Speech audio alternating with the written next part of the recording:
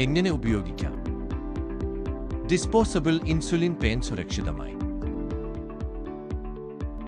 ആദ്യ പ്രക്രിയ.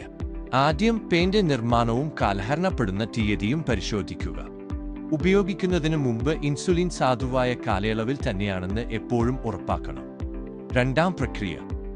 പെൻ കൈയിൽ പിടിച്ച് അതിനെ നന്നായി കലർത്താൻ കൈകളുടെ ഇടയിൽ തുവായി ഉരുട്ടുക. പിന്നീട് പെൻ 90 മുതൽ 180 ഡിഗ്രി വരെ മുകളിലേക്കും താഴേക്കും പലതവണ ചായ്ക്കുക. കാറ്റ് ബുബിളുകൾ ഉണ്ടോ എന്ന് പരിശോധിക്കുക. ഇൻസുലിൻ സുതാര്യമായിരിക്കണം എന്ന് ഉറപ്പാക്കുക. മൂന്നാം പ്രക്രിയ. കാർട്രിഡ്ജിന്റെ അറ്റം ആൽക്കഹോൾ വൈപ്പിൽ ഉപയോഗിച്ച് ശുചിത്വപ്പെടുത്തുക.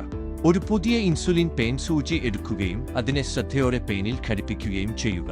പുറത്തുള്ള സംരക്ഷണ കപ്പ് നീക്കം ചെയ്ത് പിന്നീട് ഉപയോഗിക്കാൻ വച്ചുവയ്ക്കുക. സൂചിയുടെ അറ്റം സ്പർശിക്കാതിരിക്കുക. അതിനെ ശുചിത്വവും ഉപയോഗത്തിന് തയ്യാറായതുമാക്കാൻ.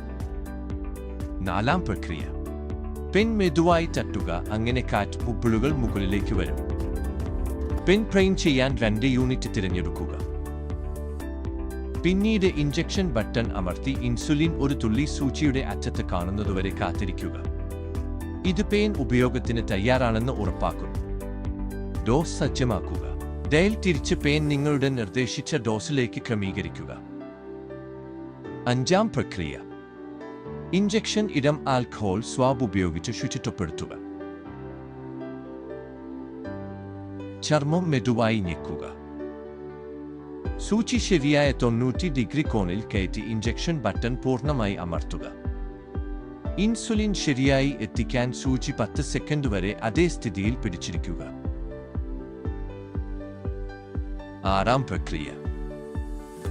ഇഞ്ചക്ഷൻ കഴിഞ്ഞാൽ സൂചി ശ്രദ്ധയോടെ നീക്കം ചെയ്യുക. അത് പുറം ക്യാബിൽ തിരിച്ചിടുക. ശേഷം സുരക്ഷിതമായി ഷാർപ്സ് കണ്ടെയ്നറിൽ ഇടുകയും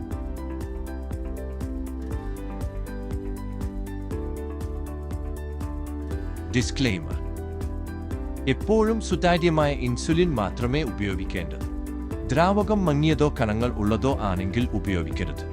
ശരിയായ സാങ്കേതിക വിദ്യയ്ക്കും ഡോസിംഗിനും നിങ്ങളുടെ ആരോഗ്യ പരിചരണ വിദഗ്ധന്റെ നിർദ്ദേശങ്ങൾ പാലിക്കുക.